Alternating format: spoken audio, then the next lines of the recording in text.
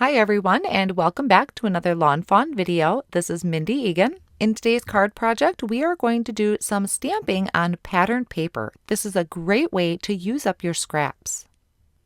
I'm going to be using the Butterflies Kisses stamp set and Butterfly Kisses Flip Flop stamp set.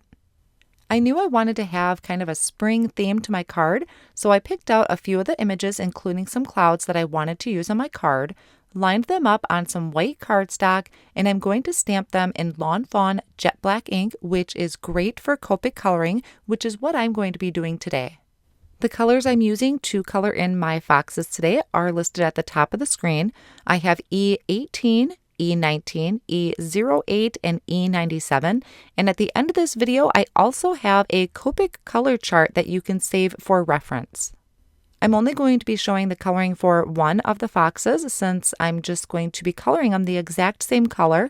I'm starting with the darkest color, the E19, on the very back of the fox, and then I'll blend out with that E19.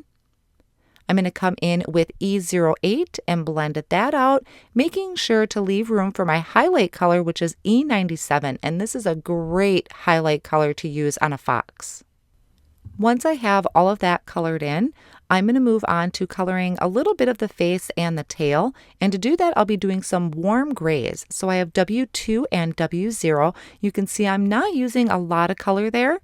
And then I'm going to bring in an R22 and an R20 for the ear and a little dot for the cheek. I'm going to use those same two colors of red to color in the butterfly. I also have a V22 and V20, and then I'll be using a BG01 and BG000.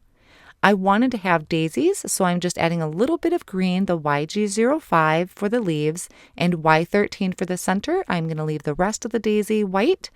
And then for the clouds, I'm just adding a little bit of shading with a really light blue. Then I'm going to take all of the coordinating dies for this, hold those in place with a low-tack tape, and run these through the die cut machine. I'm going to be using the kites off of the Yay Kites stamp set, and I thought it would really be fun to make them out of patterned paper. So I have the Perfectly Plaid Remix pack. This is the 6x6, and I just chose a couple pieces that I thought would look really cute as kites. This would be great if you have any scraps of patterned paper to use too. So I just trimmed these down and lined them up with my Misty tool, and I'm stamping them in the jet black ink. And I also had gone ahead and stamped some little strings for my kites and also the hello that is off of the Yay Kites stamp set. So I'll just line up those dies as well and run these through my machine. To prepare for my background, I'm going to take a piece of mermaid cardstock and I die cut it using the stitched cloud backdrop, and this is the portrait. And I'm going to use the largest out of these small stitched rectangle die, and I'm going to die cut that out. This is just going to leave a really nice white margin around my card once it's finished. I have two pieces of Cilantro cardstock here that I die cut using the Grassy border, and I'm going to ink the very top of them with a blending brush and Lucky Clover Distress Oxide inks. To add a little interest to my grass, I'm going to take a freshly cut grass re-inker, and I'm just going to put a couple drops on my mat. You don't need a lot because a little bit does go a long way. So I'm going to squeeze a couple drops down. I'm going to take a small paintbrush and just pick that up with my brush. I'm not watering this down. I'm getting the purest color out of this since it's already in liquid form. I really don't need to add any more water to it. And I'm just tapping my paintbrush to get those bright green flicks onto my grass. So I'll do that for both pieces and I'll just set them off on the side to dry. To assemble my card, I have all of my pieces laid out that I know I'm going to be using on this. So first I'm starting by attaching my grass. This is the bigger of the two pieces, and I'm going to adhere that down just with a tape runner. I know that some of this is going to be hanging off, which is why I'm doing this first before attaching it to an actual card base. Then I can add that next layer down, and then I will take this over to my paper trimmer and trim off any of that excess. Now, typically when I'm putting together any type of scene, I usually lay out all my pieces first to get an idea of what's going to be in the front and what's going to be in the back. So I did do that off screen, and so I already kind of have an idea what's going to be in the very forefront of my card. I know my clouds are always going to be way in the background, and my kites are going to be kind of in front of it, so I can't pop up my clouds right now. then I can go ahead and start just attaching things, and I vary between the tape runner and the liquid glue. I like using the liquid glue for kind of the small things like the strings of the kites or the hello word that I die cut out. It's just easier to attach them with liquid glue.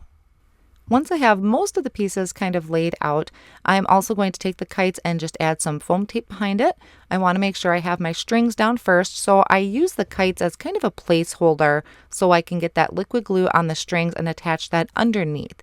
And some of the string I think I did trim off just because it was really long for my card scene. And since one of my foxes is kind of more in the front of the card than the other one, I'm going to also add foam squares to that fox as well. I try to add dimension wherever I can without making my card too bulky.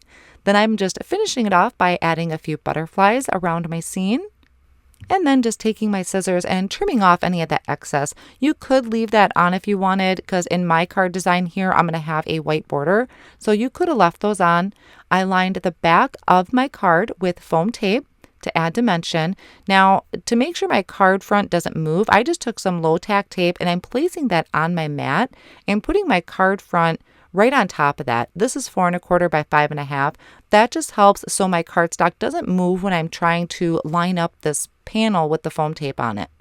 And that's going to finish up the card for you for today. So I hope you'll take a look through your scrap drawer. Maybe you have some pattern paper that you could stamp some images on like that. And as promised, this is the Copic colors that I used for my fox.